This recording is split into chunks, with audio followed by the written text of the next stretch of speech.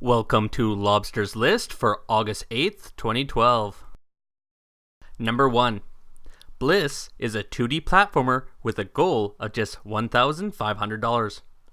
The theme of the game will progress through denial, anger, bargaining, depression, and acceptance of an old man trying to resist fate while stuck in a world between life and death.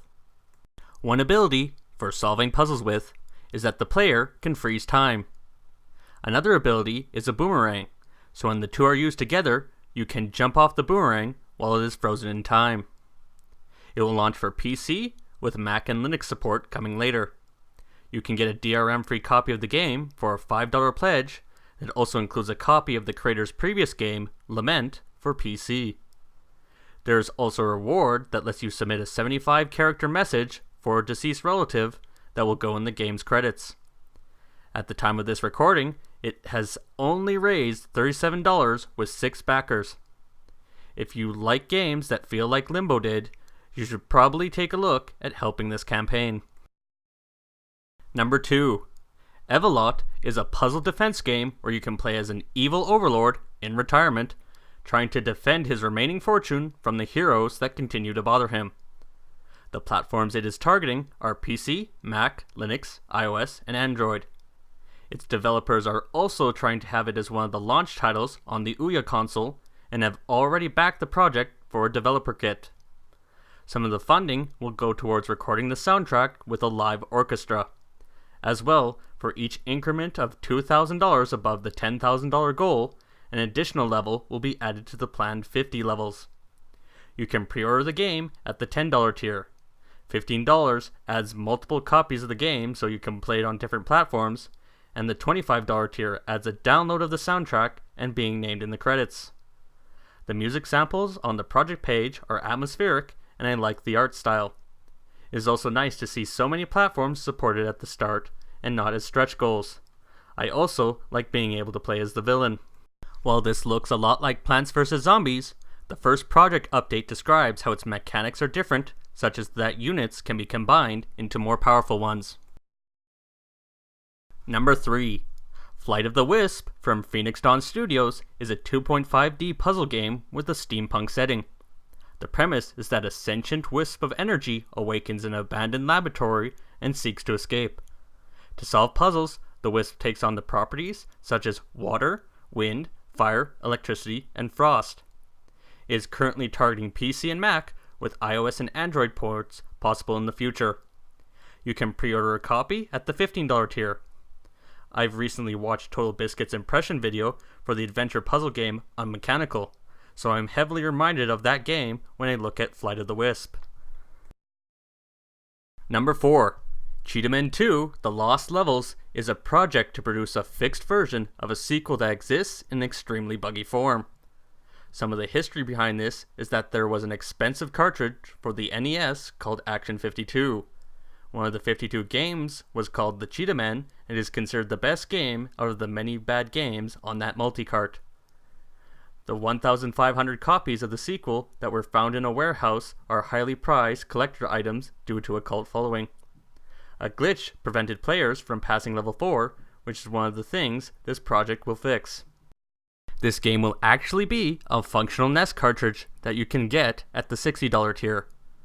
When this project appeared in the recently launched feed, I was not sure how serious it was taking itself.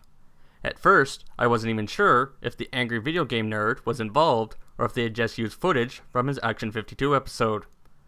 After the James Nintendo Nerd YouTube channel posted a link to the project, I moved it from an honorable mention to the number 4 slot. The project creator has previously published a prequel game called Cheetahmen: The Creation. Now onto honorable mentions. Sky is a web series trying to get at least $2,500 to make its pilot episode. This footage is not the final product. It is a revenge tale following a group of interesting characters detailed on the project page. The eye patch wearing Chrono is searching for his father's killer. As well, an addictive drug has turned a portion of the population into zombies called Uglies. The project creator has over 77,000 YouTube subscribers, and the cinematography looks solid. Funds will go towards costs such as hiring a professional VFX artist, covered travel expenses, and raising the overall production values. While I am a little burned out with all the zombie projects, I still back this one for having the more refreshing humans-driven insane type of zombies rather than the reanimated corpses. Relic Knights is a miniature game with 6 factions that does not use dice and instead uses cards. The story has the Relic Knights trying to stop the Dark Space Calamity. At the time of this recording, it is at almost 400% funded with many reward slots sold out. There is still a $100 tier with 2 starter packs still open. Behind this is Soda Pop Miniatures, which previously had a project I backed called Tentacle Bento. That project is known for being suspended by Kickstarter after raising $30,701 of its $13,000 goal because of outcry over the subject material, and that resulted in outrage from the supporters when it was cancelled. After setting up their own site to take pledges, they were able to raise $48,500. As with Tentacle Bento, the art and sculpts for Relic Knights look very good. Buggin is a horror film project where the character Sam has to deal with some new neighbors. While the premise seems to be a standard one involving giant bug creatures, the timing and camera work look professional. The project creator previously had a successful Kickstarter for a short film called The Well. By pledging $25, you get to watch a streaming of the final film and be mentioned in the credits. Ray is a live-action short science fiction film that is the thesis film of an undergraduate with a background in animation. At an office, an IT specialist is an obstacle between a robot named Ray and the female receptionist the robot is in love with. There's a digital download of the film at $10.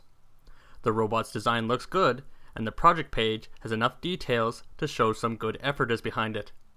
I'm not sure if it will lean more towards being a love story, or if it will lean more towards horror like the short film Blinky. For $50, you not only get a DVD copy of the film, but your name will be included in a list of names displayed on a tablet in a scene. Thank you for watching, and I hope this helps those projects.